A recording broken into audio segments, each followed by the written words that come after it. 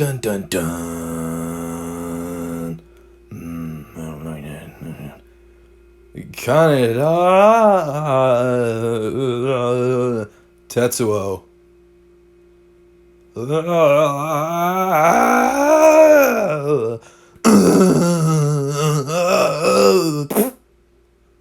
Welcome to Storybrand Comics. It's the cartoon one. Today I'm Tio. And I'm Mom. But only for today. And today we're talking about Akira. Oh, my fingers on the dang Akira. I shouldn't even have to bring this closer because most people should know what that cover looks like. Yeah, but we're telling people about stuff they might not know about. Yeah, that's a good point. So this is one of the most important animated films ever produced. It has had an influence on basically worldwide pop culture since it came out in the 80s. 1988. Yeah, 88, I believe. Let me look at this real quick.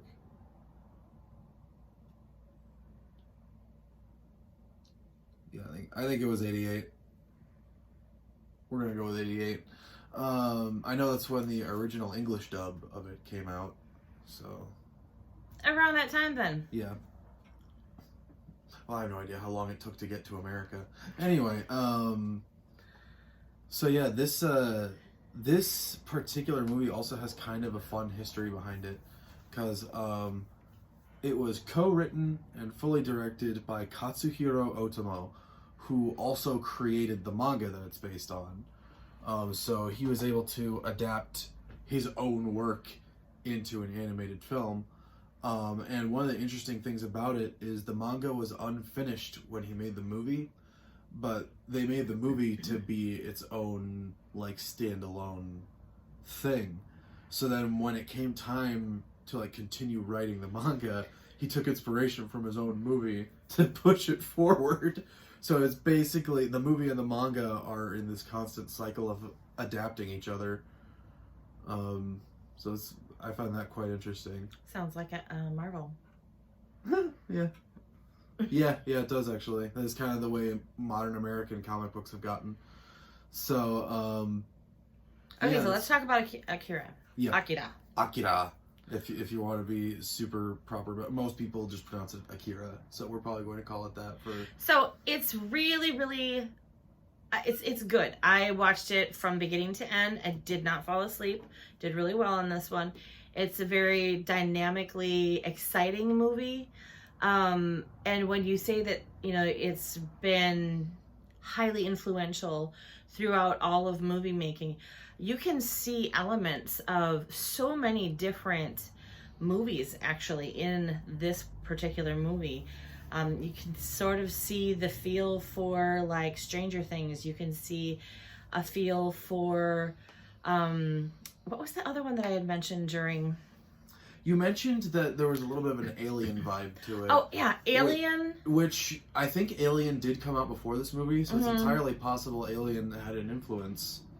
Yeah, there's sections of it that it kind of had, like, an Alien-esque, like, it had more to do with the, like, background or the topography or the, the setting that they had the characters in, less so than the actual what was going on in the moment.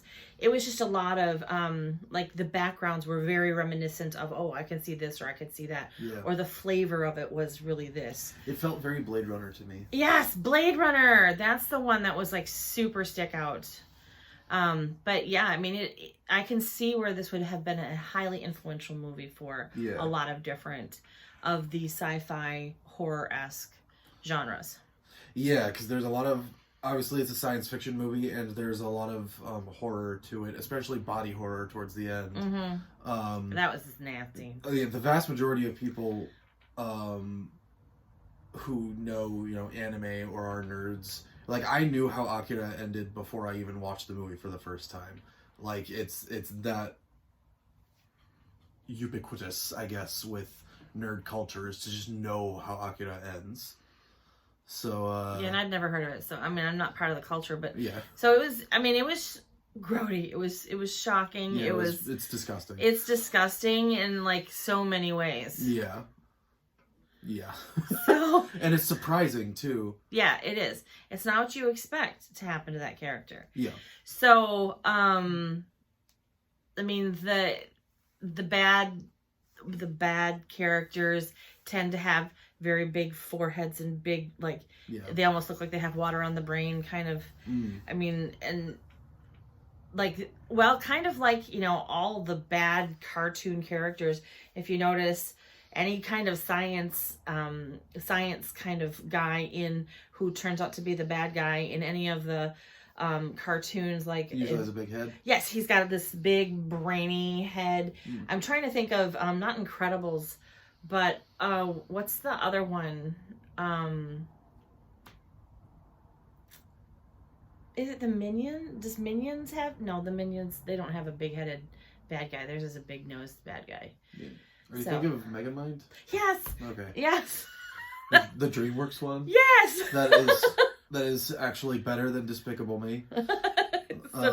Yeah. Okay, so that's the one that I'm thinking of. Like, that's when I think of bad science guys, that's the character that comes to mind. Yeah, and Tetsuo, the guy with the red cape in this movie, by the end, the torn red cape is iconic by this point. Is it? Yes, it is. And like Tetsuo and Kaneda yelling each other's names before attacking each other. That's like a meme at this point. Like, Tetsuo! Kaneda! And I didn't really get the whole motorcycle gang, because that's like the base setting for this group of people, is that they're a motorcycle gang and they're naughty. I didn't really understand that, and I still don't understand it. I don't get it. I guess it's a Japanese thing, riding your motorcycle. Yeah, it's just the main characters are just a bunch of punks who ride motorcycles. It's just it. It's like XXX, on motorcycles. I don't know. I've never seen XXX. Me neither. I don't watch those movies. I don't know. Are you thinking of the Fast and the Furious? Yeah. Okay. Well, isn't that part of the XXX? No, it's not. Oh, okay. Well, that's a different. I know Vin Diesel movies. It's all Vin Diesel. Together, they're all the same. Except even Bloodshot was, kind of a run-of-the-mill Vin Diesel movie, but by the end, well, actually more towards the beginning. Yeah. But I like Bloodshot anyway. We're digressing. Yeah, we are. But yeah, this movie it's really pleasant to watch, like the motion of the characters and the characters. It's really weird. There's this weird combination of, like, it feels a little floaty at times, but the characters also feel like they have weight. Well, the front part of the drawing is always very, very stable. Yeah. It's always the background that moves in this really funky 80s style.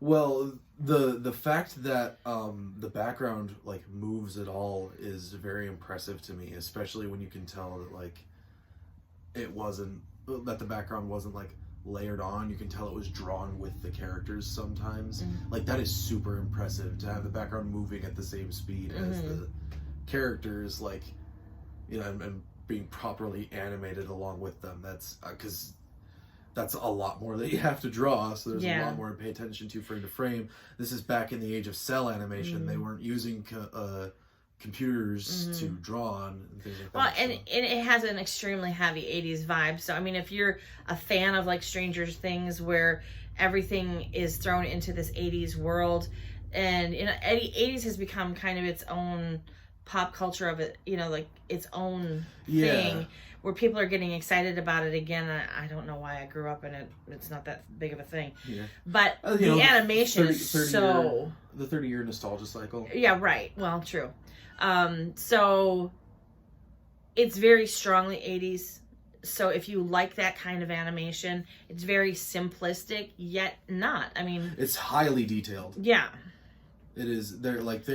They pack details into every frame. But when you look at it in comparison to today's cartoons and animation, it's very simple. It looks rough. Okay, so I'm going to say it looks rough. Yeah. But it's very good. I would definitely give this movie, like, probably an 8.5. I mean, like, I wouldn't shut it off if it was on in the background. I don't know that, I mean... You see, she's been, the past couple of weeks, she's been watching, like, Minority Report and the Matrix movies. So, like, she's all basically, without even realizing it, gearing herself up for watching this movie. Yeah. So, because this is very much in line with it has a bit of a Matrix-esque feel to it. I mean, it's very much a sci-fi movie, but it's very good. Yeah, this movie is probably one of the reasons the Matrix even got made, alongside Ghost in the Shell. Like, those are probably two of the biggest influences on the Matrix. Other than Serial Experiments Lane, but that's a TV show, so we're probably not going to watch it. But that's a weird one. So. But yeah, I personally like, you know, the rougher feel that comes with cell animation, because it's like all hand drawn. It takes me back to the days of watching Tom and Jerry, when Tom and Jerry, the cartoons were new. You know what I mean? Like, I'm not... Were there any new ones when you were a kid? I feel like they would have been long done by the time you were even born. No. Like, Tom and Jerry's old. Yeah, so am I. I was born at the beginning of the 70s. Okay. Alright. So, yes. Calm down. Even some of the Bugs Bunny cartoons were new when I was a kid. Alright. So. Calm down. But yeah, Akira is definitely one of the better ones we've watched so far. It's up there with, like, Iron Giant and Prince of Egypt. A lot of this is stuff that, like, it's kind of an understatement to say that this is probably going to be one of the better ones we watch. I have the little kids. Oh no, not for children. This movie is rated R. It is an adult only movie. Yeah. Or, you know, mature children. It's your choice what you let your kids watch. Yeah. We've always said that. Yeah. But our basic rating, I wouldn't let my kids watch it. Yeah. There is a very brief boob shot in this movie, but it is definitely not like the one in Redline. It's in a much more aggressive situation. Well, it is an aggressive... I mean, that actually reminded me of a Dirty Harry movie, the scene where the boob shot was. It actually reminded me of a Dirty Harry movie from the 70s. So, I mean, there's a lot of things that just kind of throw you back. Yeah. But it wasn't... They were all wearing 80s clothes. Yeah. It's so funny to me, because this movie, I think, technically takes place in 2019. So, last year. And it's so not 2019. Yeah. And all the clothes are super 80s. One of the most hilarious things to me is all these movies from the 80s, they all predicted like this super futuristic high-tech weaponry, these crazy vehicles, but we would still be using paper to keep track of everything. And like, that's the one thing that has actually changed, is the fact that we don't use paper anymore. There was the scene where like the actual scientist is in like this truck, and it's the old not jet printers, the old digital ones where it had the sides with the punched holes, and that was falling on the floor. There was so much of it coming off because there was a bunch of data and lines. It was like 3 little lines that were coming off. He's like, look at all this is changing. I think they were tracking like brain waves of the psychic. Yeah, characters. And it was just. Oh yeah, there are psychic characters in this movie. Oh yeah, they're creepy little things, but we won't go there. We won't destroy it for you. Yeah. If like I said, anyone who knows Akira already knows exactly what we're talking about. But anyone who's interested in the movie and thinks that you can handle some good old fashioned 80s R-rated movie, then yeah. As a matter of fact, one of the first printers that I ever worked with and loaded at a job was the kind that had the holes along the side, and that's what we printed our reports on. Interesting. Yes, so now those aren't just in movies. I have the 25th anniversary DVD and Blu-ray combo pack, which means that we actually had our choice of 3 different audio tracks. We could have watched it with the remastered Japanese audio, which was technically done in 2009, but it was a remaster of the original Japanese audio, so we wouldn't have understood it. It would have been from 1988. Well, subtitles, Mom. Why? When you can listen to it in English and understand it right away, and you don't have to read. Yeah, and you can just watch the movie. Trust me, this is an argument I've had. The original English from 1988 And then the redub from 2001. We did the redub. We right? did the redub, Yeah. I believe. I'm probably going to watch the original English and maybe the Japanese version at some point on my own time, just to see which version I prefer. But yeah. Yeah, because the language is probably going to be very 80s-ish. Yeah. And that's probably why they redubbed it in 2000s. Yeah. On top of the fact that I don't believe Funimation was the original license holder. So once they got the license, I think they just redubbed it. Oh. But they also have the original English track still around somewhere, I guess, if they were able to put it on this. But yeah. So yeah, that's Akira, or Akira if you're not a weeb. So if you think that this video directed you towards an interesting movie, subscribe if you haven't already. That's in order. And next week, we're actually, so far, this is the oldest movie that we have watched. But next week, we're going even older, and that will probably be the oldest movie we watch. Okay. Because I think it's from like the 70s. Okay. We're going to be watching Ringing Bell. Is that the one with the bunny?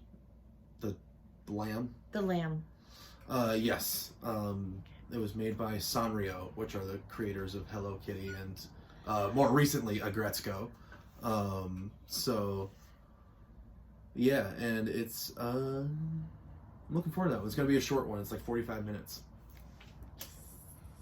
So. These suckers are like 2 hours long. This is a 2-hour long movie. Just so you're aware. Yeah.